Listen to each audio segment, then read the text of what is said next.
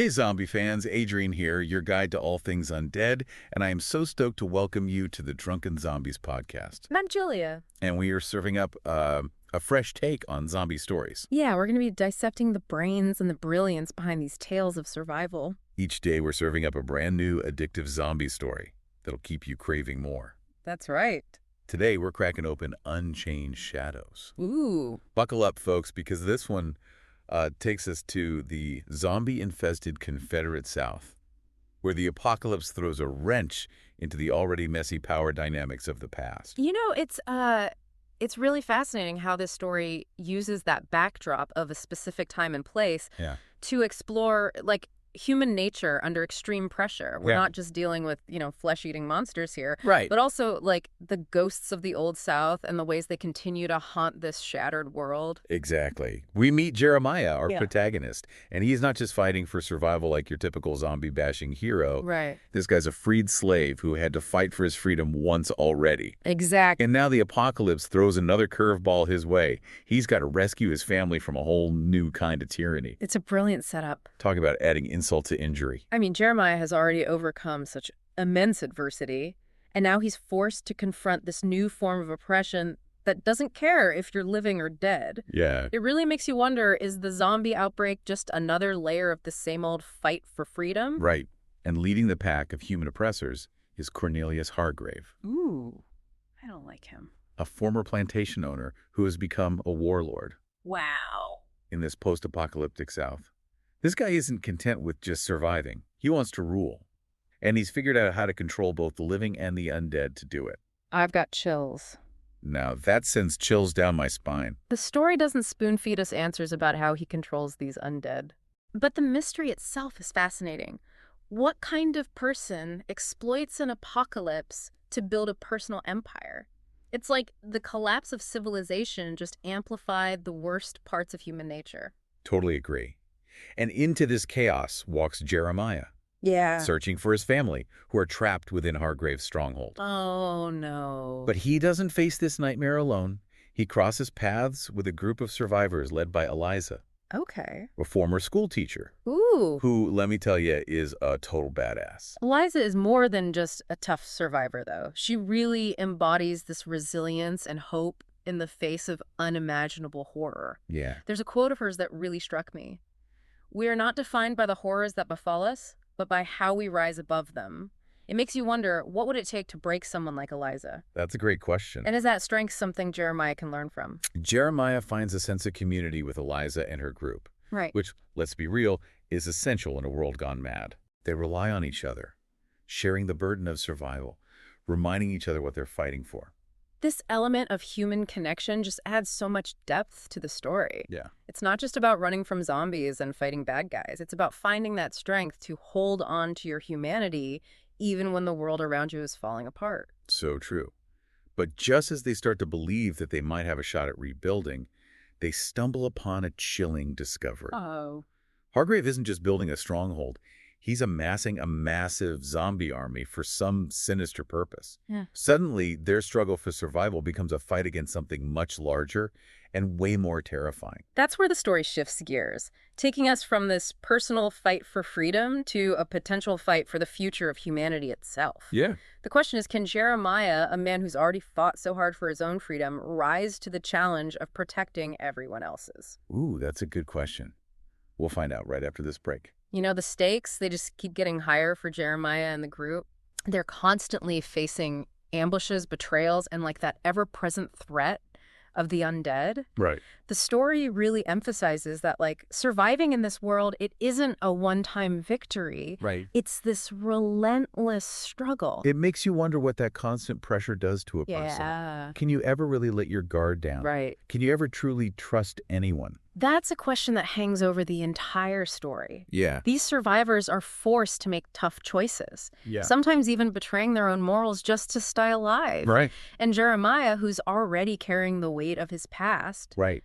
has to navigate these moral gray areas while trying to stay true to himself. It's definitely not your typical zombie story where the heroes are always squeaky clean. Right. Here the lines get blurred. Yeah. And sometimes you're not sure who to root for. Exactly. But that's what makes it so gripping, right? Absolutely. And amidst all this chaos, Yeah.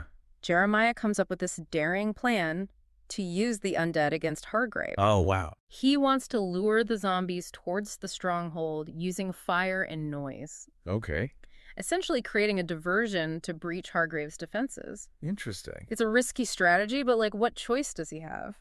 Yeah, it's like fighting fire, but with flesh-eating monsters. Right. It takes a certain kind of desperation to even think of something like that. Yeah. But Jeremiah is resourceful. He is. And determined.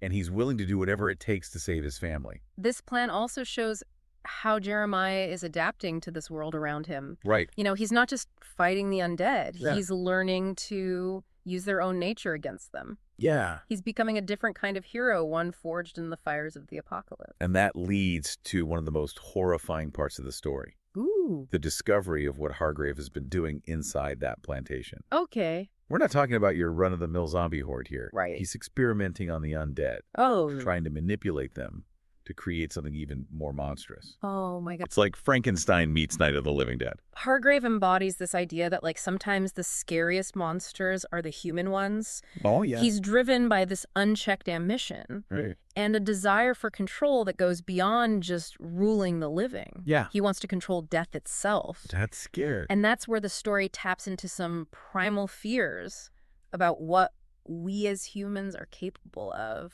when morality takes a back seat. You're right. That's the kind of stuff that keeps you up at night. Totally. It's one thing to face a horde of mindless zombies, but facing something that's been twisted and manipulated, something with a purpose beyond just hunger, Right. that's a whole new level of terrifying. And just when it seems like there might be a chance to stop Hargrave, everything falls apart. Oh. Eliza is captured, Oh, no.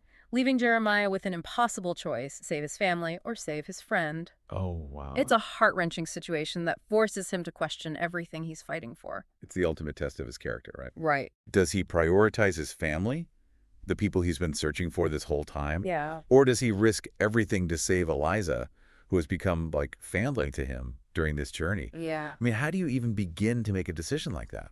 It's a decision many of us hope we'll never have to make. Yeah. But it's a situation that countless people have faced throughout history. Right. Yeah. And especially during times of war and upheaval, Right. the story doesn't offer easy answers, and that's what makes it so powerful. Yeah. It forces us to confront these difficult questions alongside Jeremiah. And it all leads to this epic showdown at the plantation. Ooh. Picture this flames engulfing the building hordes of undead swarming everywhere. Oh my God. And Jeremiah fighting his way through it all, driven by this desperate hope to save both his family and Eliza. Wow. The story really captures the chaos and intensity at that moment, Yeah. making you feel like you're right there in the thick of it. The imagery of the plantation consumed by fire is particularly striking. It symbolizes not only the physical destruction of this place, Right. but also the destruction of the old order, the old ways of thinking that Hargrave represents. Right. It's almost like a cleansing fire, Yeah. but one that comes at a terrible cost. It's a reminder that even in the midst of such horror, Yeah. there's a kind of brutal beauty in the struggle for survival. Yeah. But it also makes you wonder what happens after the fire dies down. Right. What's left to rebuild with? Exactly. And that's where the story takes another interesting turn. Okay. It reminds us that these zombies weren't always monsters. Right. They were once people, Yeah. each with their own life, their own story. Right. And seeing them used as weapons in Hargrave's twisted game adds another layer of tragedy to the whole thing. It humanizes the zombies in a way that many zombie stories don't. Yeah. It reminds you that this apocalypse isn't just about surviving the monsters. Right. It's about surviving what we as humans are capable of doing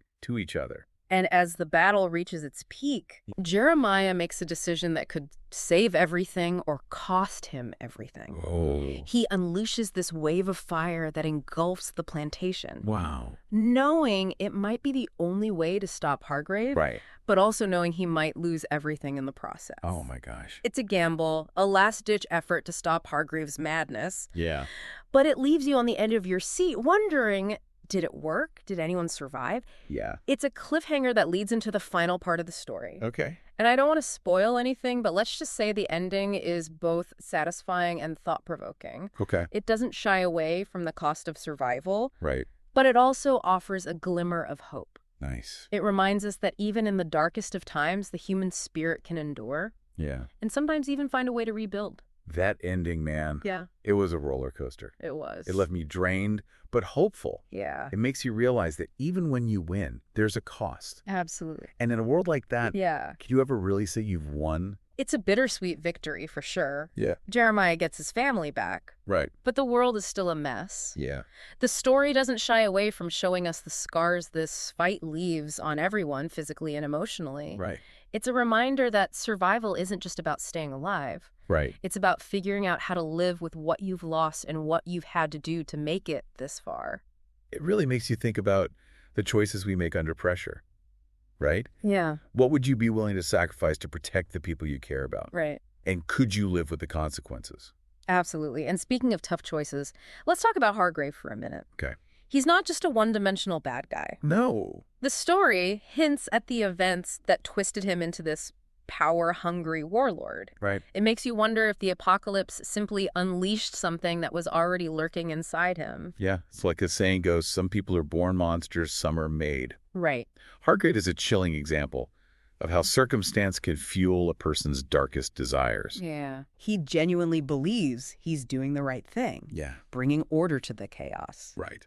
But his methods are brutal, They are. and his vision of order involves controlling everyone and everything around him. What's truly unsettling about Hargrave is his belief that he's a savior, Right. a necessary evil. Yeah. And that kind of delusion is what makes him so dangerous. Right. He doesn't see the humanity in others because he's lost touch with his own. Yeah. He's a cautionary tale about the seductive nature of power Right. and how it can warp even the best intentions. He's a reminder that sometimes the scariest monsters wear a human face. Right.